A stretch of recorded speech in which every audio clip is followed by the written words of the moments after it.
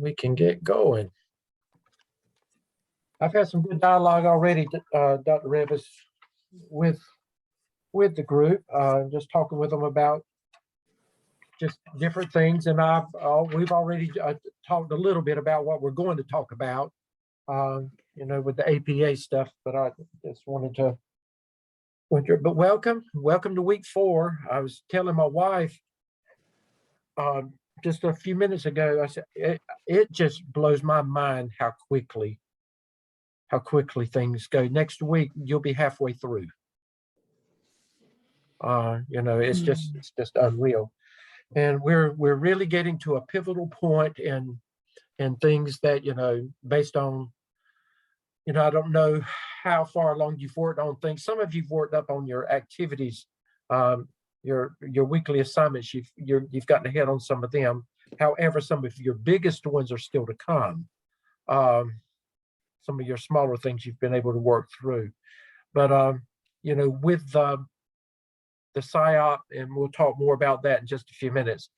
You've really got to buckle down, and you've got to go ahead and move forward. And I'm going to have to start pushing you. I'm going to start pushing you a little bit harder with some expectations and some different due dates at this point, because I can't allow you to get to the end and then we have issues and don't have time to address those issues. One of the things I want to point out is that while everything that you've done up to this point is important, what you're doing now is, and that's why you'll find that Dr. Revis and I both will be a stickler about just even some little things sometime, because what you're going to submit now is going to be what Gardner-Webb submits to DPI for them to review to grant you licensure, along with the work that you have to put in task stream for your for your competencies and proof of your internship hours. The evidence 6 is the culmination of everything. So when somebody looks at it and they read it, it's going to be a reflection. If I allow it to go through and it's not right, then it's a reflection on me, but it's a reflection on Gardner-Webb University and the program there. Now, will they read every one that goes through? Probably not, but who knows? They may, it could be yours, Joshua, that they randomly choose, and it could be Jasmine's that they randomly choose. So we've got to make sure that no matter what, and you want it right. This is a reflection of you. You want it right, and you're at a place now that what you're finally submitting, this is going to be something that you can print off and you can put in a binder, a portfolio, and you can use this as evidence of your knowledge and your skills and what you've done when you are going for job interviews. So you want it to be grammatically correct, you want it to be formatted correctly, and you want, if you turn it over to somebody to read, you want them to be able to read it and it makes sense and they can flow with it. And you don't want anything to misrepresent you. So Dr. Revis and I, we are going to, again, we're going to push you, and you may, when I send it back, or Dr. Revis sends it back, you may get mad with me, but that's okay. I'm going to still love you, and I'm going to treat you, my children, they've gotten mad with me over the years, and I still love them, and I still feed them, and I still buy presents for them, and all this. But what I'm doing now is we're doing it because we want it good for you. So if you get it back 2 times, you get it back 3 times, you get it back 5 times, then, so be it. That's the way it is. Tonight, I've decided that we're going to talk about your assignment 3, your case study, just for a few minutes. I'm not going to spend a lot of time with it, because I think we need to focus on the meat of what we're doing now is the SIAP, and then we want to talk about APA and some issues that have come up that we've resolved but we want to make sure that we've got you on the right track on some things that we're seeing, so that you can go ahead and correct that now if it's a problem, so that you're not consistently doing the same thing and we're having to consistently send it back. So we're going to try to fix some things now, and maybe that what we're going to share with you will help. But I've asked Joshua and I've asked Melissa if they would start us off, and if they would just give us an overview, just a brief overview, synopsis of the case study and some of the takeaways that they shared from this case study, and then I'll let some others respond after that as well. But Joshua, if you and Melissa would just speak to the group now.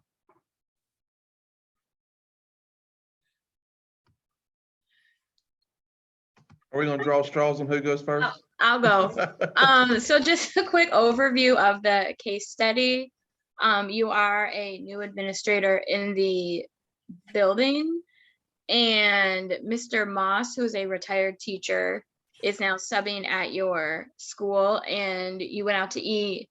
Molly, who was a waitress there, had stated that there was some inappropriate behaviors that happened between Mr. Moss and herself. It's been a few weeks since I did it, so I'm trying to skim through my notes. I believe it was 10 years ago, if I remember correctly, and that there were some inappropriate advances that were made toward her. And she has a younger cousin that is now going to this school, and she's seen some of the same behaviors start to happen with the relationship at the beginning of the relationship with her cousin and Mr. Moss. And so the question was, what would you do with that situation? And talk more about what would you do based on what you've learned from your previous, what you know from policy, and what you've learned from your previous class in law, what you learned in that law class related to those kinds of things. So Joshua and I, oh, sorry, Joshua, go ahead. No, go ahead. Joshua and I both said that we would report the allegations that were made against Mr. Moss, despite the fact that he was a really great teacher and he seemed to be well liked, because student safety was the top issue for us, and that if there were inappropriate behaviors happening in an inappropriate relationship, that's something that would need to be reported. Let me ask you this, either you or Joshua, based on the law, do you have, as an administrator, do you have a choice in whether you can report it or not? No. As an administrator, we don't have a choice. The problem comes in, he's retired. So if he was not retired, then it's just our responsibility as a decent person to report it to police. But now that he's a sub and he is an employee again of the school system, that makes it a little more difficult. So with him being a substitute, our recommendation, or what we come up with, is the first phone call was going to be to the superintendent or assistant superintendent, just giving them a heads up of, hey, this is what's going on. And then in our county, all these kind of reports go to Jason Hines, which is our HR director. And from that point, he takes over the investigation or whatever needs to happen. And that protects you as an administrator from not leading on. We don't have the right or the responsibility of conducting the investigation. That's, it's above our pay grade. Well, would you agree that basically once you've reported it to your superiors, that you've relieved yourself of anything else unless they ask you to get involved with anything else? And the best thing to do is at that point that you don't say anything else. You just refer it to the people that are in charge of that situation. That's what you're supposed to do. So right. So good. Anything else, Melissa, before I move on with somebody else? We also talked about how we are to report just the straight facts that were given to us and not interject our personal feelings or opinions toward either Molly, the cousin, or Mr. Moss. Our job is not to try to decipher if it's true or not, or how much of this story may have actually happened based on our personal feelings. So to report just the facts that were given to us and to leave your personal feelings out of it when we were reporting. We Okay. also said that one of the questions was, would he be working again in the school system? And we said no, even if nothing comes of this, if it was not true or whatever, we said that he would still not work for us because that hurts the community perception of you as an administrator. It diminishes the respect needed from the community. It just, there's a lot of things that's involved that's outside of the allegations. So you have to kind of keep the whole picture in mind that no, he's ruined his reputation, and it could ruin you and the school's reputation if you were to allow him back into the building. And as a principal, you don't even have to say anything except to the person that deals with calling the subject. Don't call this anymore, and that's it. You don't have to say anymore. You don't have to make a big deal out of it. You just don't have to call them back. And I have done that as a principal, Dr. Rivers, haven't you before? When things didn't work out, I just didn't call them back. Exactly. And I think notifying your HR person or whoever certifies or validates your people on your sub list, you have to do that so they can spread the word to other people as well. Right. Good job, Josh and Melissa. I wanted Libby. You had some good things to say as well, and you're from South Carolina. Is there anything, and I think you alluded to this, just talk just briefly about your perspective of this and related to anything that you're dealing with in South Carolina. My group, we had a really good conversation. I related it to the actual mandated reporting law. So if you're a principal, assistant principal, a school teacher, nurse, school attendance officer, social worker, or counselor, and if you have any kind of suspicion or belief that physical or mental abuse or welfare of a child under the age of 18, if you have any suspicions, then you are mandated to report to DSS.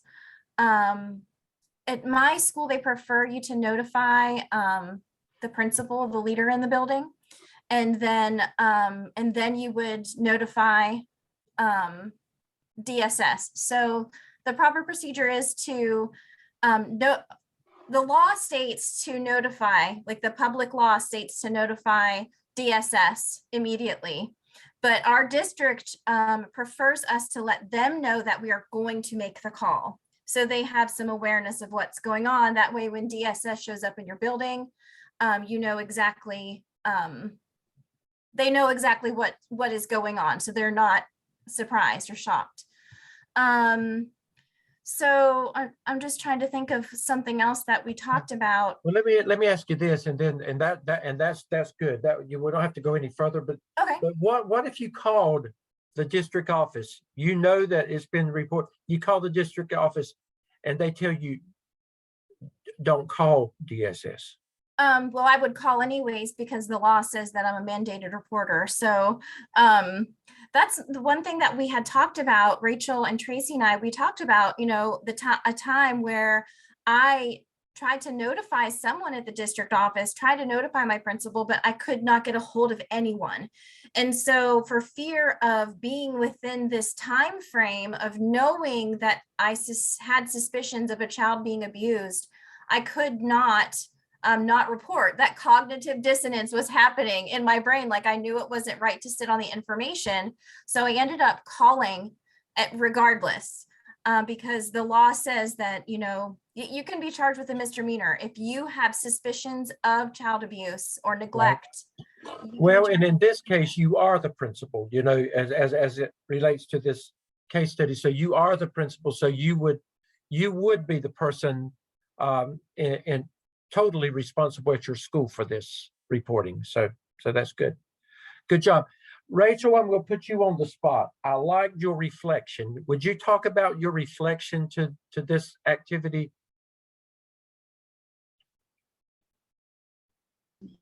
Yes, sir. So in my reflection, I discussed a little bit, this part was confusing to me, that the principal actually gave her an audience at the restaurant away, like they went to a secluded area. I was thinking that had I been in his position, I probably would have asked to set something up at the school. Hence, she waited 10 years to confess what happened. And I think that as principals, you don't want to start handling school-related issues outside of school. So that was one thing that I kind of struggled with while I was reading. I felt like he should have had an appointment at the school. And then there was something else, I don't have my notes in front of me, but he really, I think he should have just waited and scheduled an appointment. So that was one of the things that I felt. And I also shared in my reflection how working with groups, I'm not a fan of groups. That's what I wanted you to talk about. Okay. Yeah. Okay, so I'm not a fan of group sessions or group meetings, but since I've been in the program, I've learned so much by hearing the perspectives of others, hearing Libby and Tracy and my former group, just learning how to work with people. And I think I'm learning that's the true essence of leadership, learning how to get opinions and embrace the opinions of others, because we don't always know everything. Yeah, and that the reason I want you to say that, because that's growth. That's growth when you can admit that you took something personal and you turned it into something positive, for yourself, and that's what we have to do. One more thing, she's not with us tonight because she's in a program at her school, but Kendall, who was in Kendall's group? Who was with Kendall? Okay, Jasmine, help me remember. She talked about some things at the end. Do you remember some of the things that she shared at the end? Because I wrote it down, because I wanted her to share that as well. But if you can't remember, it's okay. I don't necessarily remember exactly what was at the end. Do you have an idea of what it was? I can't remember. It's okay. We'll move on. But I just made a note of it, and I should have. What you should do. I can't remember. It's okay. We've said enough. But good job on this. And just remember, make sure that with future, you've got 2 more case studies. Make sure that you spend the quality time that you need to spend in these case studies, engaged in the conversation that you need to have, whether you're 2, whether you're 3, whether you're 5. Make sure that you spend the quality time with them and give it the, dig into it as much as you can and learn from each other as much as you can with it. Dr. Revis, I think that before I even go into anything else, let's let you go ahead. We had some issues about, when I say issues, it's not bad, but some things came up about some APA concerns, and it came back with, really from me, with my feedback to you on those that have turned in your first assignment. Had 4 or 5 that turned it in, and with it consistently, I said there's something wrong with your APA 7th edition capitalization as it relates to your headings, and I thought, I told Dr. Revis, I said, Dr. Revis, I said, I don't understand it. I said, somebody has not taught these students right. I said, how they got this far, and somebody has not caught this. It was beyond my comprehension. I just couldn't see how you had gone 5 semesters almost, and how. But anyway, I said, well, it is what it is. But anyway, Libby sent me a message, and I went to my APA manual, and I actually found what I thought was what I had been taught from, and it made sense what was there, but there was more to the story. I mean, what I sent you, Libby, was correct, but it was not all correct. And then today, help me. I've lost my train of thought with my names. Kimberly. I think Kimberly. Kimberly sent me work last night, and I sent it back with the same comments that I had sent to many of you about it, but Kimberly challenged it. in a very positive way. She challenged it. She actually, and Libby did kind of, sort of. Let me just say this, Dr. Stedman. Yeah, I spoke with Libby and I was very nervous about challenging it. But no, you shouldn't be. You shouldn't be.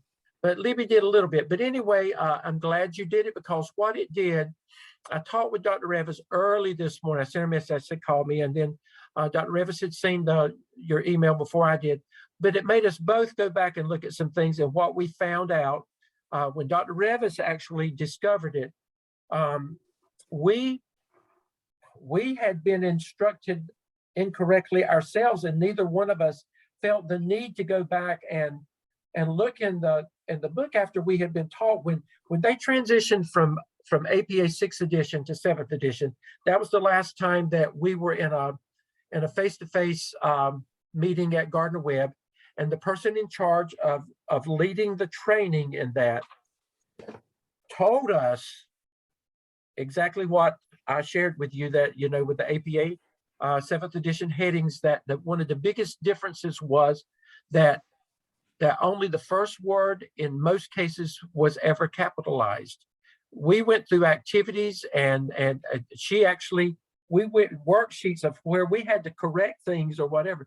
So, and this same person has consistently been a part of and wonderful person, does an excellent job, but this is the one thing that's not right. But so for several semesters, we have told students incorrectly, but we're going to fix that coming in the fall with our new students. Dr. Revis has already been on some of the corrections with it. But anyway, I just want to say thank you. And this is another part of leadership that you just learned. Sometimes you have to say what I'm saying now. You have to don't always think that you think you know everything, because I thought I did and it was innocent, but it wasn't right. So guess what? We're going to make it right now. And thanks to you guys, you've helped lead us in the right direction. So I think it's all good now. Now I'm going to say this. I told Josh and Melissa this early on. Now, even if I didn't know I was, but even with sending back comments, some of it was off the chain still. Some of the headings were still inconsistent. Sometimes they were right, some were not right. You didn't know that though. So you still got to go back and fix some stuff.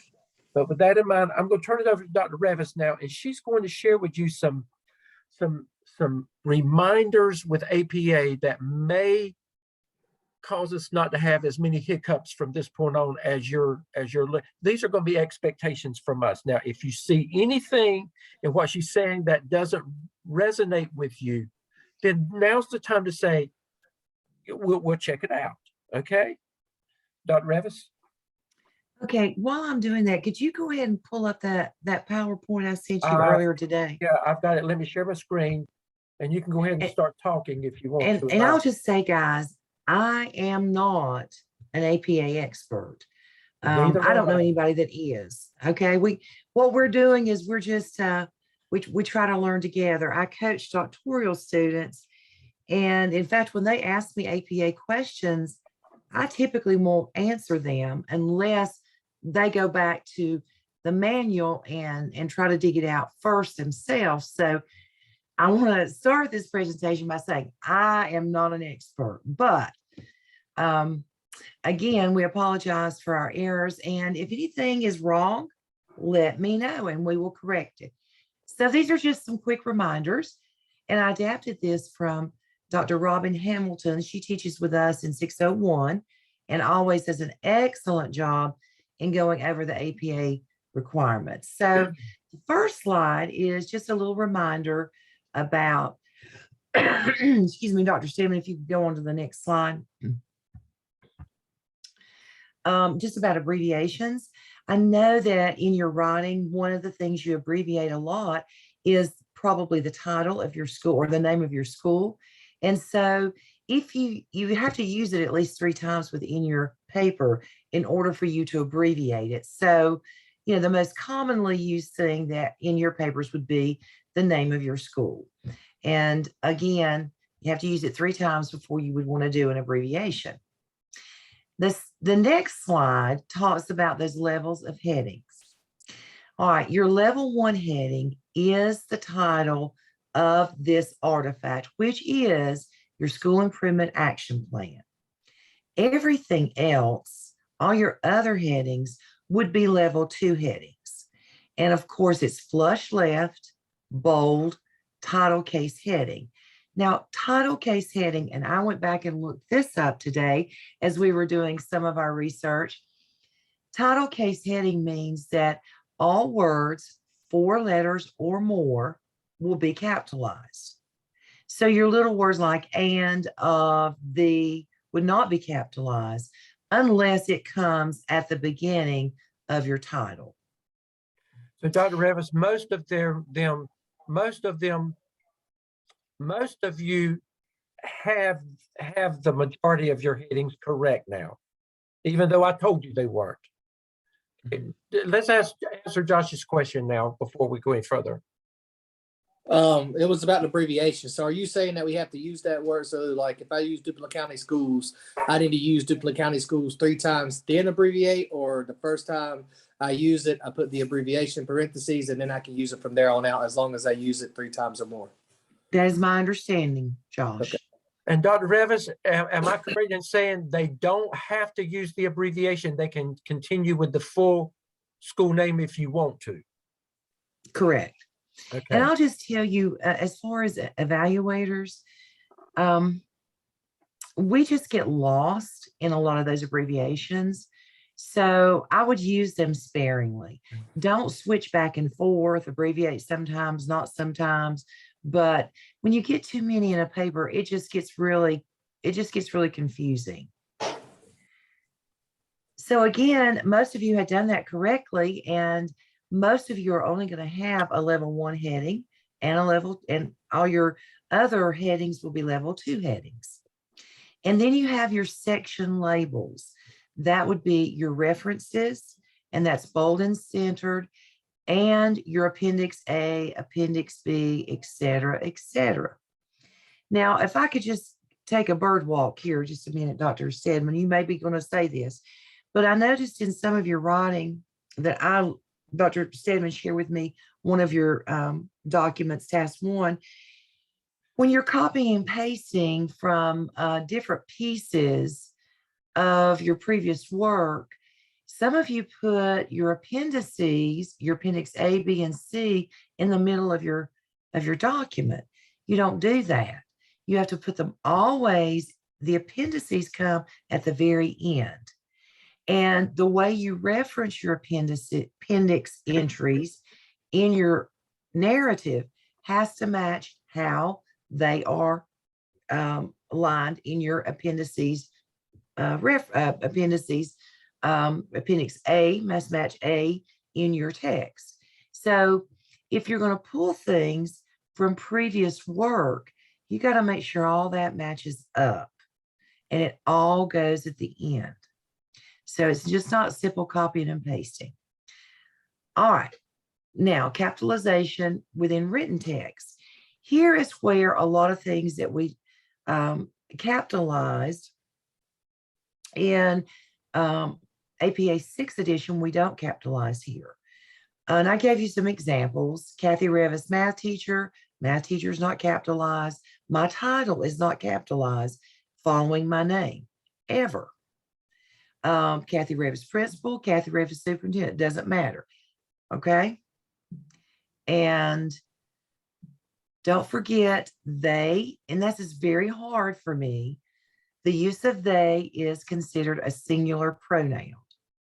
And that's tough for me to get used to, as well as your writing is in first person. You refer to yourself in first person, not the candidate did, or the candidate believed, or the candidate found. You refer to yourself in first person. Now, of course, this is not the same as a personal narrative. And in your scholarly writing, always try to use the active voice. The subject must be doing the action to be active. And when the subject comes after the verb, it's often passive. Another thing that I would say to you is I see quite a bit is don't use contractions in your scholarly writing. Don't use don't. Use do not and spell those out. The other thing that you use very frequently in all of your tasks will be figures. Be sure that the figures are done correctly. So you have all figures are in the main part of the text requiring an Arabic numeral, figure 1, figure 2. Then right under that, you will have your title. And here's an example on the next slide. You see figure 1, and then you have your figure title, you have your figure, and then you have at the bottom a note describing the figure. Now, I always say if the note gets very lengthy, put it in as a paragraph in the text. Put only a brief note that you would need in order to be able for the person to understand what you're showing in that figure. All right, now let's look at some singular and plural spellings, and these are often misused. And on the left-hand side would be your singular, and the right-hand side, your plural. The one we see misused quite a bit would be datum and data. Remember, data is always plural. And it is very hard for me to even, when I talk, to use data as a plural word. But it just is, and you have to get used to it. The other thing that you probably use quite a bit would be curriculum and curricula. And so just know the differences in the singular and plurals there. Okay, next slide. Your in-text citations. Remember, if you're going to quote something, you have to reference it and you have to put the specific page number, or if you get it from something offline that doesn't have page numbers, you would put the paragraph number. And when you paraphrase or summarize, you always still have to give credit to the authors. And you can see that listed there, usually at the end of the sentence. If you're paraphrasing, it usually comes at the end of sentence. And then at long quotes, you would do a block format. And those are all listed and examples given in your APA manuals. Okay, Josh. So, Josh has a question. I'm yes, sorry. This was back on the figures. So I am known, I like to put my figures at the end, and the 7th edition says that we can do that. You had mentioned that it had to be in the body of the text. Is it okay to still put them at the end? Or do I need to go back and change that and put them back in the body? I think it's a matter of preference for the readers. I can just speak to it as a previous evaluator. I don't want to scroll all the way to the end to look at something. It makes much more sense to me to put it in the body of text as close as you can to when you reference it. Okay. If it's optional, I would put it in the text. I would too, Josh, and it just helps as you're reading it. It makes much more sense to put it in the text to me. All right, thank you. Okay, ready for the next one? Yes, I'm ready for the next one. The in-text citations. Another change from 7th edition is 1 or 2 authors, you name them both. But when you have 3 or more authors, you use your et al. And a common mistake that I see is people want to put a period after the et and not the all. It's the other way around. It looks a little strange, but the period goes after the all. And then just a few, ready for the next slide. Again, this is just what I was talking about before, references and appendices. Your references come at the end of each section. And for task 1, they all come at the end in alphabetical order. And there is a video from the library in the next slide that I'll show you that shows you how to format that reference list and create that nice hanging indent. I'm not going to go over it because you can go there and it gives you, it's a quick little video to refresh you on how to do those hanging indents. And that is, you can find that online. Right. When you go to the Dover Library, it's there. Mhm. And if you could go back up to the previous slide there about there you go. References and in-text citations. I don't even know if you can see that, but yeah, it's real small.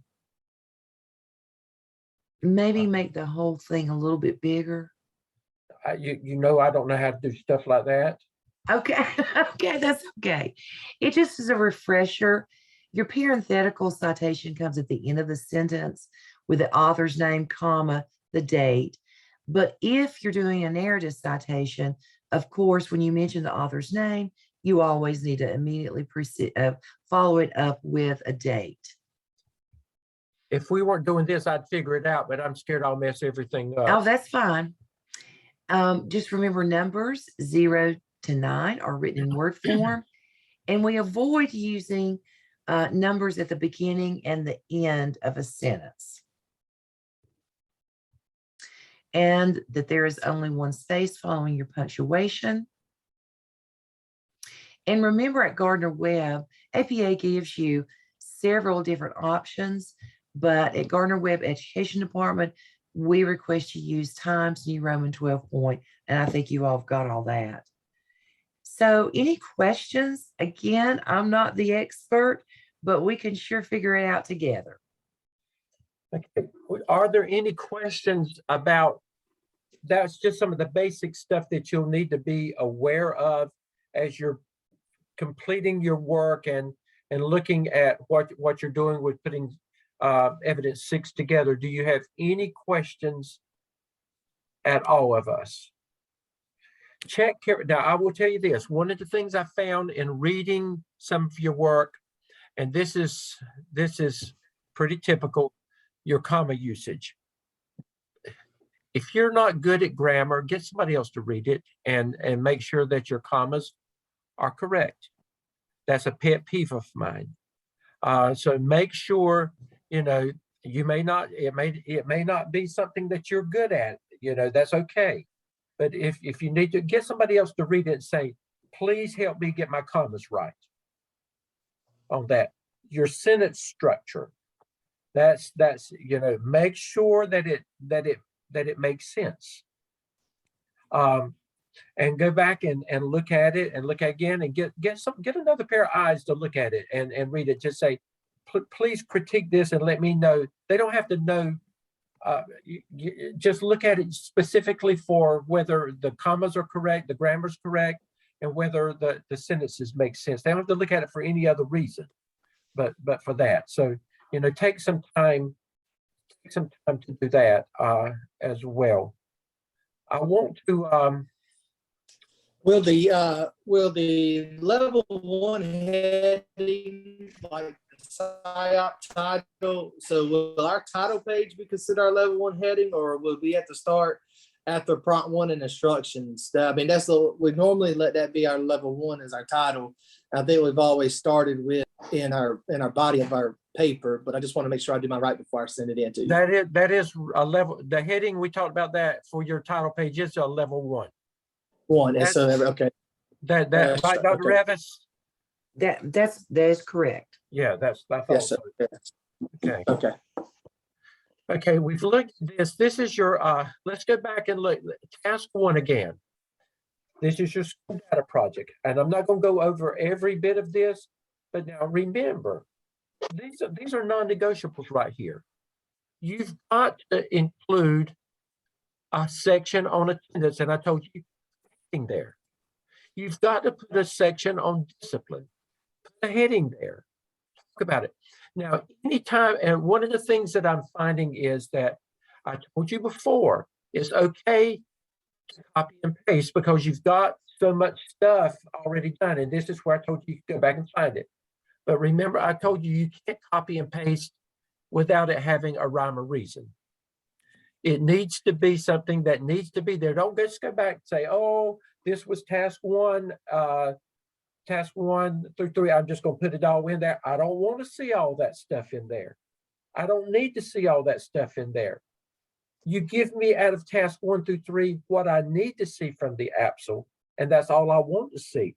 Now, when you put it there, remember I told you that from the very beginning, you're telling a story about your book. So you should not just, you shouldn't just go to put 1 through 3 up there without having some type of narrative lead in to what I'm fixing to look at, what I'm going to look at.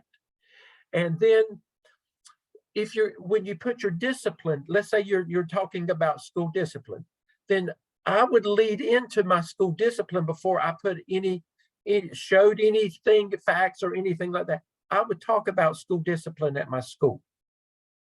I would talk about school attendance at my school. You're telling the story of your school. And then you show what you want me to show, I need to see, and then you talk about what I'm looking at based on if you've got charts and graphs and stuff in there that's going to tell the story, based on what you pull from Power School or wherever you get it from, you need to there's got to be narrative transition sentences that flow. It's like reading a story. You're not going just make sure your narrative work is there. I'm going to send it back if it's not. I'm going to say it doesn't flow. I need you to do it now. I will tell you that Lizzie sent hers back after I gave her some recommendations. She sent it back, and it was early this morning. I looked at hers, and she did a phenomenal job putting those transitional narratives in there. It looked very professional looking too, Lizzie. You did an excellent job on that. So, but she took my advice and she fixed it the way that I needed to be fixed. Try your best to get it to me like you think it needs to look like the first time. You probably are still going to get it back for the second time at this point. But by the second time, if you send it to me the first time and you think it's right, by the time I send it back second time, there's probably not going to be a whole lot that I have to tell you to do at that point. So any questions at this point about task 1? Do you know what you're supposed to do? Everybody, do you know what you're supposed to do? Okay, I talked to you about task 2 last week, but some of you are at that place to be on task 2. And remember, I said that you're going back and you've already worked with your teacher working condition survey analysis project, and you've worked with your advanced ed, whatever it is in South Carolina that you're working with. You're going back and you're going to look at some of the work that you've already done in those 5 areas. Remember, there were 5 main areas that you worked with that project. Well, you're going to go back and you're going to look at those 5 areas again. And you're doing an analysis of that. Following evidence is this is where you go back and find where you've done that work. Back in there and look at it. Now, one of the things that stresses, and your evaluators are going to look at this, you've got to show evidence that you are still leading a team. You've got to show that. You got to prove it. You've got to say in your narrative work, the team and I, or, I led the team into blah, blah, blah, blah, blah. You talk about yourself leading the team and what you and the team have done or are doing. You've got to say that in your work. You've got to prove to yourself that you are the leader leading the school improvement process. And then I want to go ahead very quickly and just show you there's 3 projects that you're looking at. The third one is a focus group project. Now, this is important because you need to be thinking about already.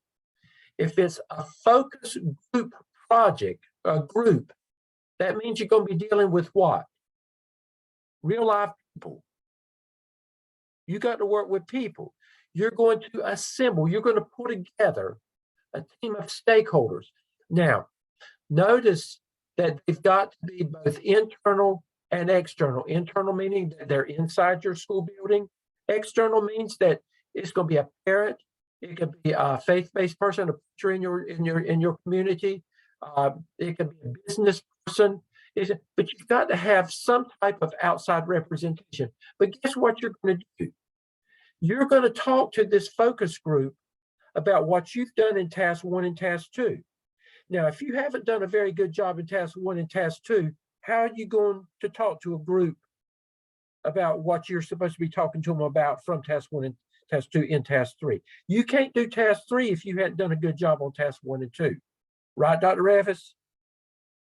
So you got to do a bang up job on task 1. You're talking to them about the data. You're talking to them about, student achievement at the school. You're just being plain with them. This is what it is at our school. It's a school improvement action plan that you're working on. So you're talking about everything that impacts that school. And these are the people that have an interest in your school, the people that work there, and the people that have children that filter into it, the community that's built around your school. These are the people that have an interest in your school. So you're saying, this is where we are. Do you have any suggestions as to what we can do better so that school improvement, that student achievement can improve in this school? Because that's the ultimate goal. So you've got to do a bang up job on task 1 and task 2 to be able to talk to these people in task 3 and do what needs to be done with this focus group. Now that's all I'm going to say about the focus group until next week. But we're gonna hit task 3 next week, and then I'm going to go ahead and probably move in to showing you what you've got to do with the rest of the stuff, because task 1 and task 2 and task 3 need to be submitted around the same time. So I need you to focus on that. Any questions at this point of Dr. Revis and me about what I've just talked about? Any questions? Let me ask you this: is it making more sense the more I talk about it? Okay. Yes, no. I have a question about the transitional, just moving transition. I didn't want to take up everybody's time. No, go ahead. No, this is good. Go ahead. So my thing is, like I wrote, and I wish I had my computer out and I'll just tell you what I did. I think it'll make more sense so I can tell you what I did. But in mine, I did my PLC group. I explained how I got my SIAP group together through the email. I had that as one of my figure show or my figure show, or no, my appendix A, I believe, is showing where I emailed them and asked them for their help and their collaboration. And I talk about that. So like my heading is actually, I think it's SIAP team participants. And I talk about that pretty in depth. I talk about our first meeting, what I shared, and that's where we actually discovered that I did not.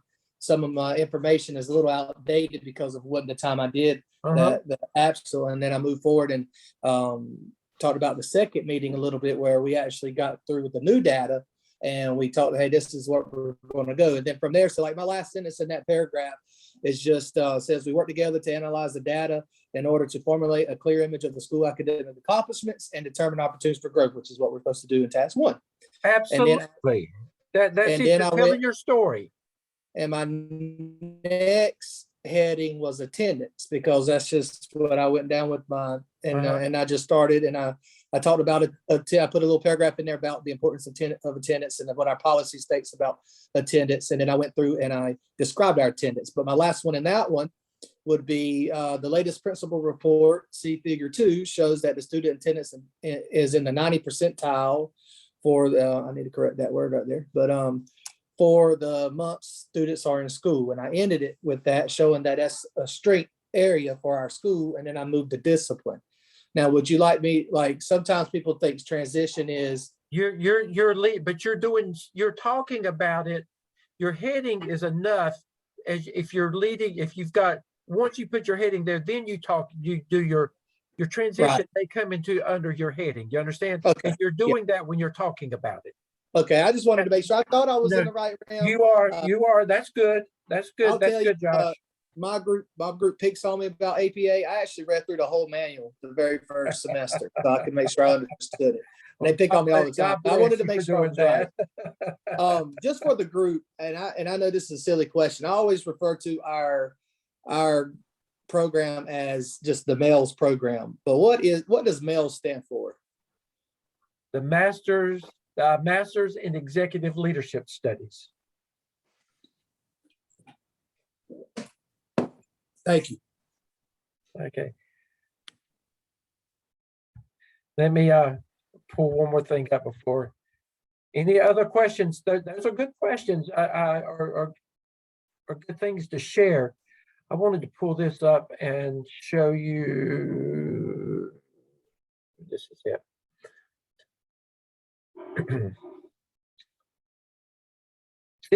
This is for this week. And some of you have already done this. So if you've done this, then make sure that you address it. In this week's assignment, you're going to be actually, let me read what it says.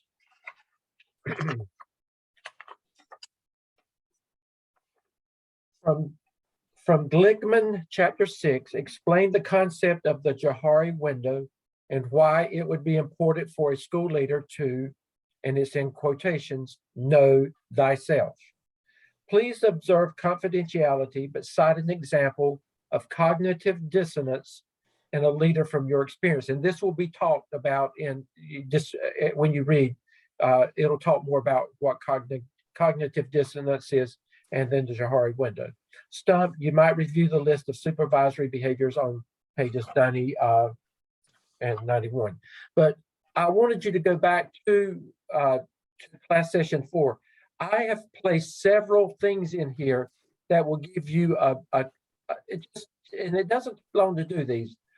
There's a little short video on the Johari window that it explains things. It makes it so much easier to understand. There's a Johari window exercise that I would encourage you to take. There's a Johari test online that I would encourage you to take, a Johari window quiz and worksheet. These are just some simple things that will help you better understand yourself as you are reflecting on yourself as a leader and with the Johari window. So I would encourage you to do that. And if I'm encouraging you, I'm going to come back next week and we're going to talk about it. So let me put it, I highly encourage you to look at these things personally this week so that we can have a good discussion on this next week. Okay.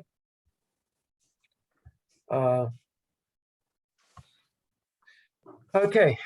Are all minds, as the preacher would say, are all hearts and minds clear?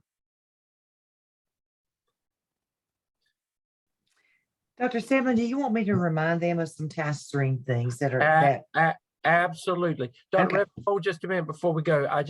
Those of you that I sent feedback on, just remember that when you send it back, when you get it right, whatever grade you got in there changes to a higher grade once you get it right. So if I gave you an 80 on something, that becomes 100 when you get it right for me. Okay. So I go back and I change those grades. Okay. So just know that. Dr. Revis? Well, guys, Dr. Stebbins mentioned to you that next week we'll be halfway through. Actually, in 5 weeks and 6 days, you have to have everything done and turned in task stream. July the 18th, 5 weeks and 6 days, almost 7 weeks. But I want to encourage you, of course, the SIAP is the big thing you have to do, but The next big thing you have to do is your third round of competencies in your competency folio. So when you get a minute, you need to go ahead and start working on that competency folio. And then your internship log, you have to have it completed and uploaded by the 18th, your last, this 5th semester. I would get that done just as soon as you get those hours in. Go ahead and upload that and request comments, and I will look at that. And then what you do is you put them together, and there's a little process that you pull them over to your DRF folio so that they can be evaluated there. So it's almost like your internship log has to be evaluated twice. So don't let that slip up on you. The other things you have to do, of course, are your competency analysis, and that's just a self-assessment of your competencies. Your School of Ed dispositions are due this semester. And the one additional thing that you've never done before, it's called a completer survey. All of that is found in TaskStream in your DRF folio.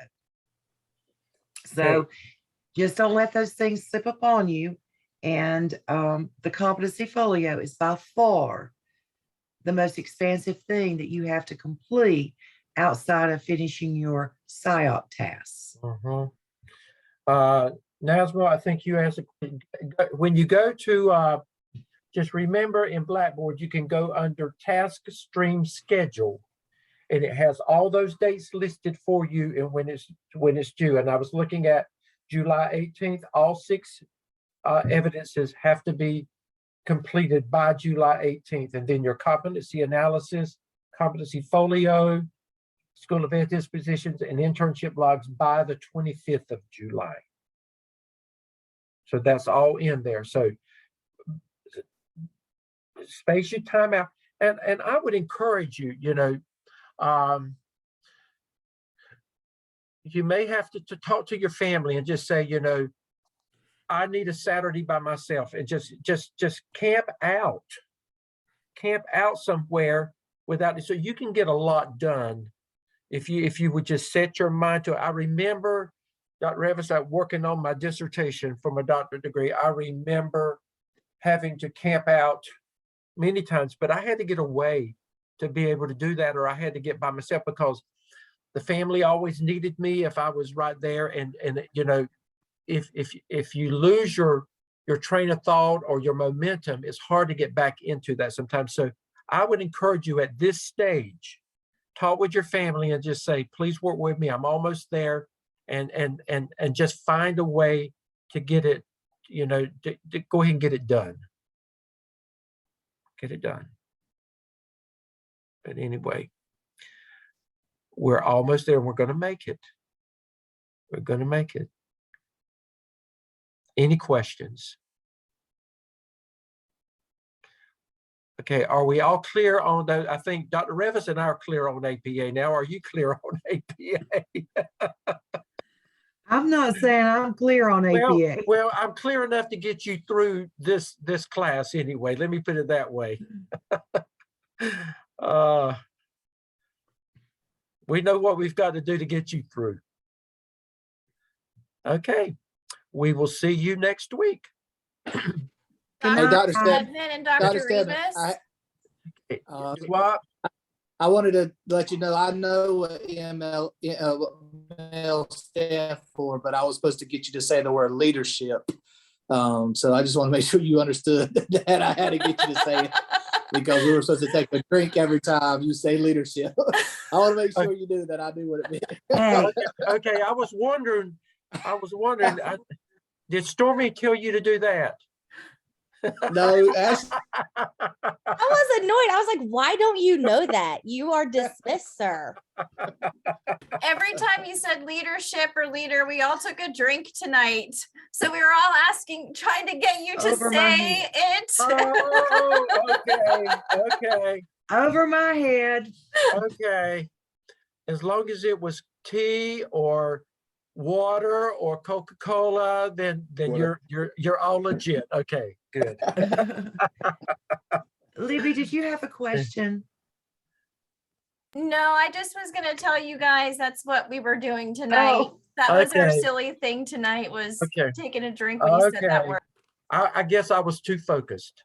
I was too focused and it went way over my head. I But was I too promise focused you- on talking about positive leadership. Okay. I promise you, before this Okay. semester is over, Dr. Stedman and I are going to come up with something cute. We've run out of creative juices by Okay. this time of night, but we're But, going to come up with something. Okay, and I am. They've challenged me. We will do something, Dr. Revis. There you go. Okay. Have a I good may- evening, guys. I may take my hat off and turn my head over, and there may be a face drawn on the top of it. I don't know. My granddaughter wants to do that anyway. So she says, "Pa, can I draw on your head?" I said, "No." Good night, everybody. Good night. Yeah.